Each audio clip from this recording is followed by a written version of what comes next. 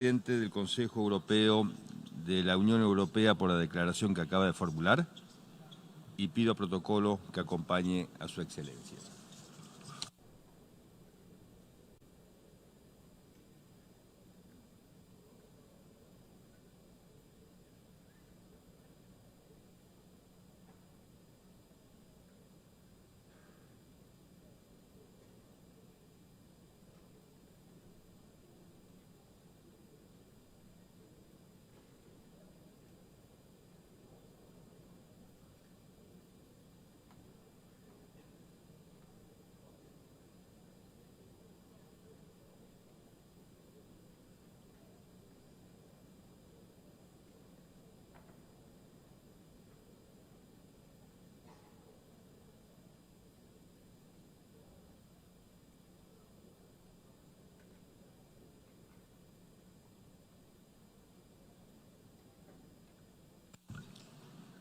La Asamblea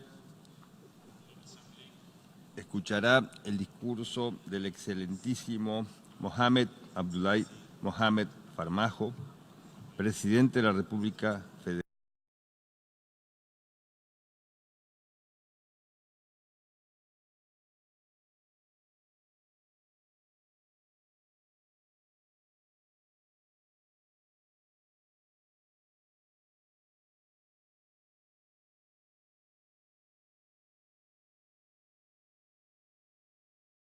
Al excelentísimo Mohamed Abdullahi Mohamed Farmajo, Presidente de la República Federal de Soomaaliya, a quien invito a dirigirse a la Asamblea.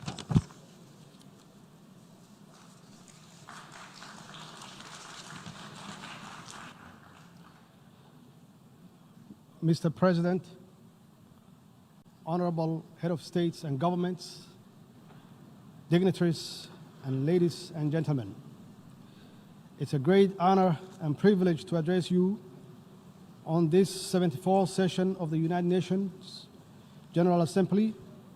It's indeed my sincere belief that the General Assembly is vital in galvanizing multilateral efforts and actions for poverty eradication, quality education, climate action, and promoting inclusivity in all its forms to advance our global agenda for people-centered development, for common progress and prosperity. We in this Assembly, more than ever before, must realize and work towards ensuring no one or nations is left behind in the pursuit of progress and prosperity in this age of interdependence and interconnectivity. The Government of Federal Republic of Somalia warmly welcomes this year's theme for the General Assembly, which reminds us all on the importance to double our efforts through greater international cooperation to ensure we as a nations individually achieve the sustainable development goals for reducing poverty, improving the quality of education, addressing the adverse effects of climate change, and promoting partnership and inclusivity in all our actions at home. Partnership in all their forms are a must if we are to overcome the greatest common challenges of our time, including security, poverty, climate change, and sustainability. In this globalized world, no nation, no matter how strong or prepared, can individually stand alone against the tide of global challenges which require common action and coordinated multilateral responses. We must strive to create the condition for individual fulfillment and common prosperity in line with the vision of sustainable development goals. I'm grateful to be here with our valuable partners, of whom many are represented in this great assembly today, for the constructive role they are playing in Somalia's successful journey to full recovery from a very difficult past. We are also grateful for the role of the United Nations has and continue to play in Somalia's development journey on the ground. We are committed to working with the United Nations to advance our inclusive national development agenda. Indeed, Somalia is a great example of the importance and success of the international multilateral system, as it has been benefited from the support of both the United Nations and its member states bilaterally. Somalia's road to recovery, led by its resilient people and government, has come a very long way, and yet we cannot be blind or remain silent on the discontent with the rise in inequality, poverty, and division caused by unfair globalization, which has become dominant in the world today. Without doubt, inclusivity in all its manifestations must come to the fore if we are to succeed in galvanizing multilateral efforts for global security, poverty eradication, quality of education, and climate action alongside the other development priorities. Mr. President, Somalia is also playing a key role in the Horn of Africa's socio-economic development, and we are confident that the cooperation between the Horn of African countries will enhance economic development, political stability, social, cultural connectivity, and most importantly, security cooperation among the countries in the region. Horn of Africa region offers unrivaled opportunities for economic development and growth for its people if we can further strengthen the political, social, and economic ties between our countries, people, because we have many friends who are supporting us all along the way for the interest of peace and security in the wider world, and we thank them. While Somalia promotes economic integration in the region and encourages its business community to invest in countries in East Africa and beyond, Somali communities continue to invest in the Republic of Kenya, which indeed contributes to the growth and economic prosperity. Somalia and Kenya are neighbors on the Indian Ocean coast of East Africa who enjoy peaceful and friendly relations. We owe much to Kenya for their steadfast support for Somali's people over the years.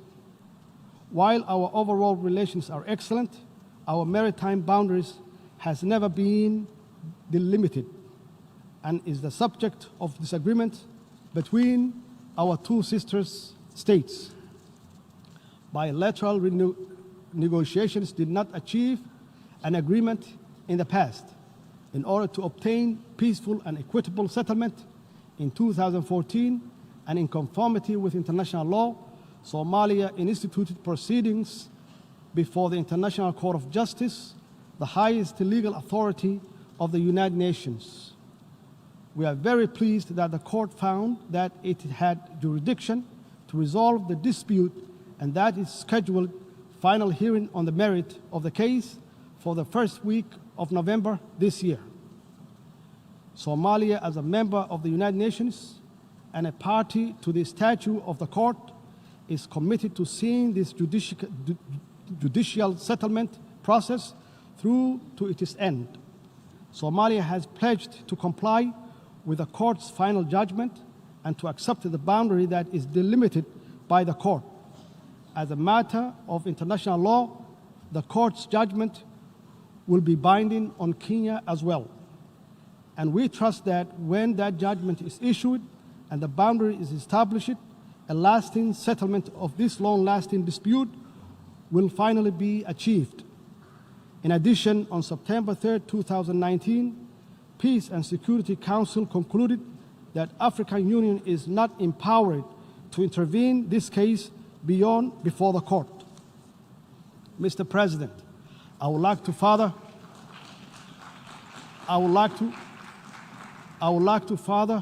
to report that at the margin of the 74th United Nations General Assembly in New York, and exactly on Tuesday night, September 24, 2019, President al-Sisi of Egypt, who is also the current chairman of the African Union, convened and chaired a meeting between me and the President Uhuru of Kenya, the meeting which was very fruitful.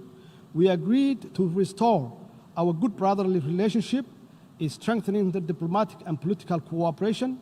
We further agreed to leave the maritime dispute between the two countries to be resolved by the International Court of Justice.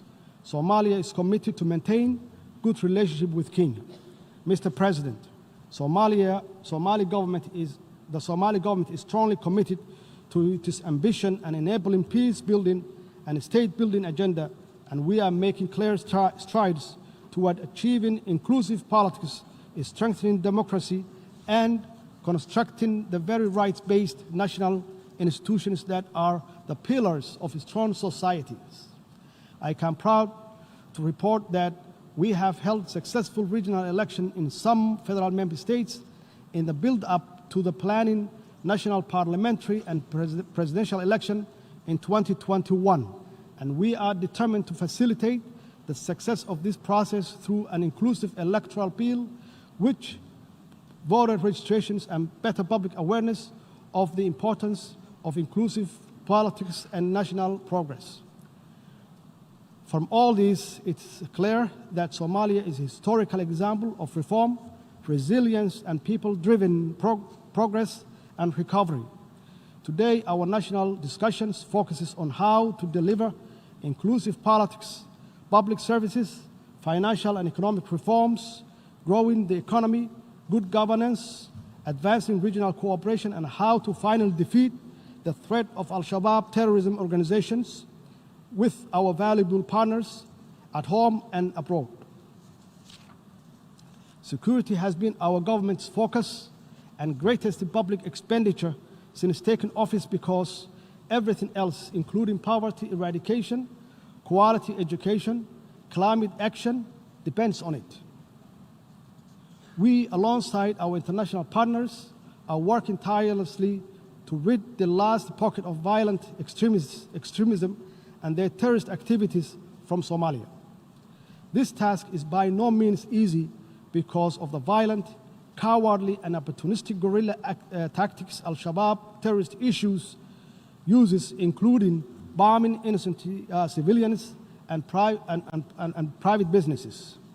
However, with our holistic strategy of de-radicalization, successful military offensives, the recovery of territory from Al-Shabaab, and the strengthening of Somali National Army and security capabilities, we are confident that our joint efforts with AMISOM and other international partners will bear fruit for Somalia, its people, and for the region and the global stability.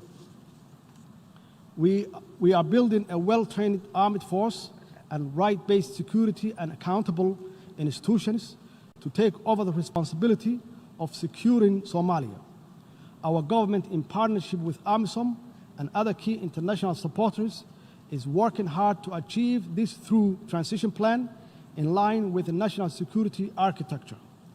In this regard, I wanted to thank the brave Somali security force, men and women, all the troop contributing countries of African Union, with AMISOM and all our international partners that support the security operations in different and important ways. By no means are these comprehensive reforms easy, but with commitment and absolute determination, we have biometrically registered all the Somali National Army, and the human resources audit of the wider security sector in its entirety will be completed shortly. The biometric registration enabled the government to eliminate ghost workers, assess operation readiness of the security personnel, and make cost saving that will be used elsewhere to further strengthening security for the Somali people.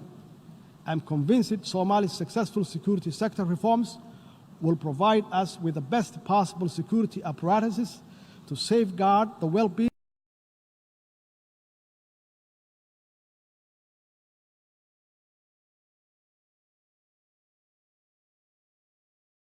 and unleashed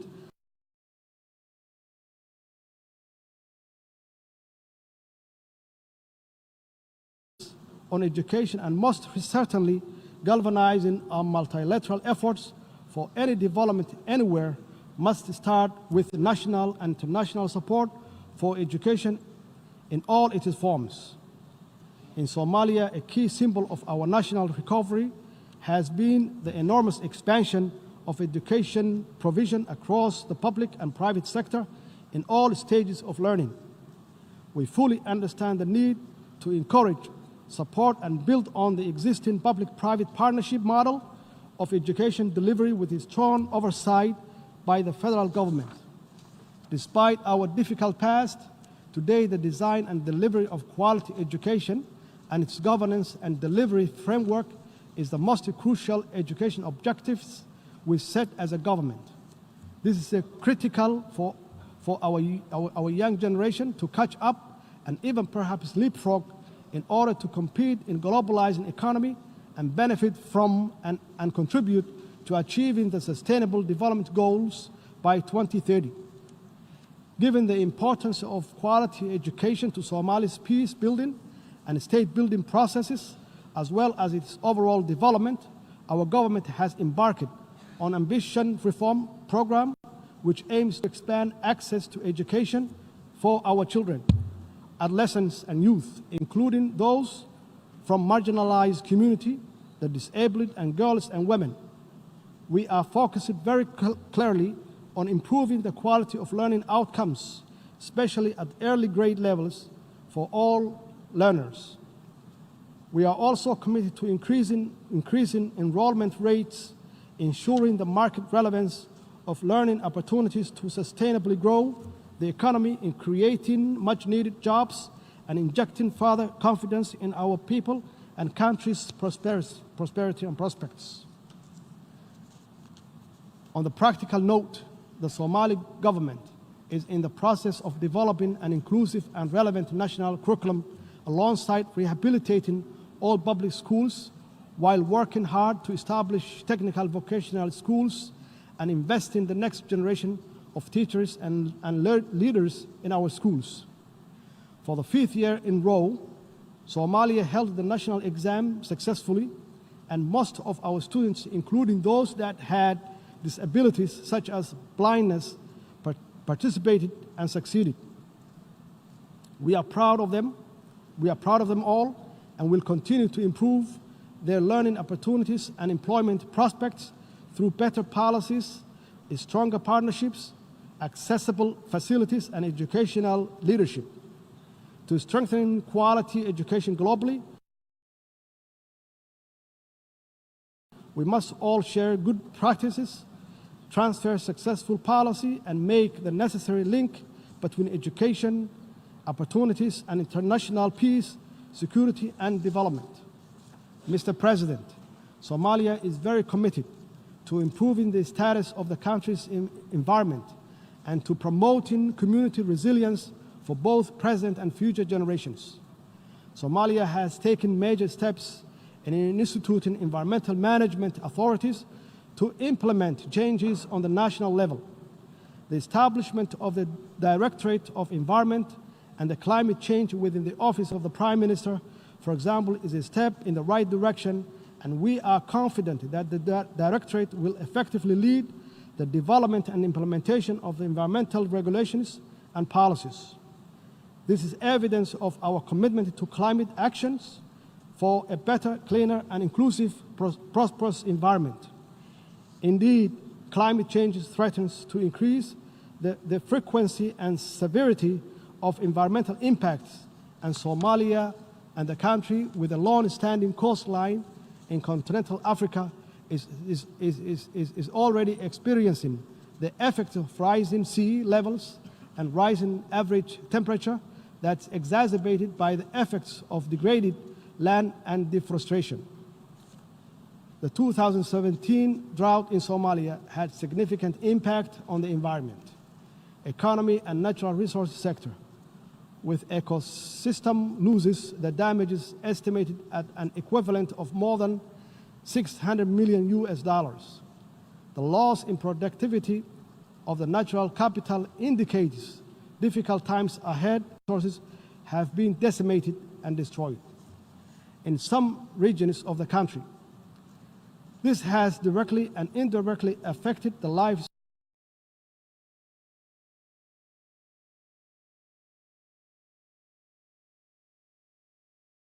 Due to this vulnerability, Somalia's economy could take much longer to recover, given that it continues to suffer the repetitive occurrences of climate-related hazards. The drivers of vulnerability and fragility in Somalia are complex and therefore requires comprehensive and long-term solutions for integrating sustainable natural resource management and a global environment agenda in Somalia's recovery and national development plan. The lesson from our experience is that climate change or climate action is urgently needed to reverse the catastrophic environmental damage which pose an existential threat to our collective future. Mr. President, let me assure you that my government is fully committed to the outcome of Paris Agreement and equally other multilateral environmental agreements which protect our planet and safeguard the future for all. In this regard, we strongly urge the full implementation and enforcement of United Nations Security Council Resolution 751, which requires all member states to take all necessary measures to prevent the direct and indirect import and export of charcoal from Somalia. This will not only save the environment but deny the international terrorists as a source of terror financing, which they depend on to hurt the innocent and most vulnerable people in our society. Mr. President, poverty is one of the greatest pain a human, a people, a nation can suffer. The government of Somalia is working hard with its people to build a more sustainable future free from poverty with strong social protections. Today we are on the verge of completing an inclusive 9th National Development Plan, which will guide the national strategic policy and framework for eradicating poverty in Somalia. The process of conducting the National Development Plan was inclusive, participatory, and it promotes accountability, transparency, and common responsibility for future implementation. Our approach to eradicating poverty is to create economic opportunity for our people, and to do this, we are engaged in ambitious and successful fiscal and economic reform programs guided by International Monetary Fund, the Staff Monetary Program, to achieve debt cancellation by early next year through the High Indebted Poor Countries Initiative, HIBIC. According to the IMF, our performance to date has been strong and we have achieved much in a short space of time. We continue to raise domestic revenue, improve national budgeting processes, make our financial system more secure and transparent, while instilling fiscal discipline in our national operations. We are working closely, both bilaterally and multilaterally, with all our key partners and stakeholders, including the Somali people and the international financial institutions, to secure debt cancellation for Somalia. Achieving this will allow Somalia to get access to valuable and much-needed concessionary resources that will complement our national domestic revenue mobilization to cover the cost of eradicating poverty, improving public services, including quality education and security, and taking effective actions to safeguard our future against the scourge of climate change. Alongside economic and fiscal reforms, our government has championed a zero-tolerance approach of corruption so that every dollar is spent on the public goods. If we are to eradicate poverty, we cannot afford to lose a cent to corruption. Accordingly, we must always ensure value for money in public expenditure and tackle corruption head-on. This is why I signed the historic anti-corruption bill last week, and my government is determined to deliver on its content for the people of Somalia. Mr. President, let me conclude by reiterating Somalia's strong support for galvanizing multilateral effort for poverty eradication, quality education, climate action in all its forms. In this globalized age of uncertainty, common threats and opportunities, We must all be in this together to achieve common progress and inclusive prosperity. Our global journey to sustainable development may be long, but every step we take together will be rewarded with a stronger society, a more equitable and connected world, and a community of nations is strengthening and empowering through this collaboration. I thank you, Mr. President, and I thank you all in this assembly.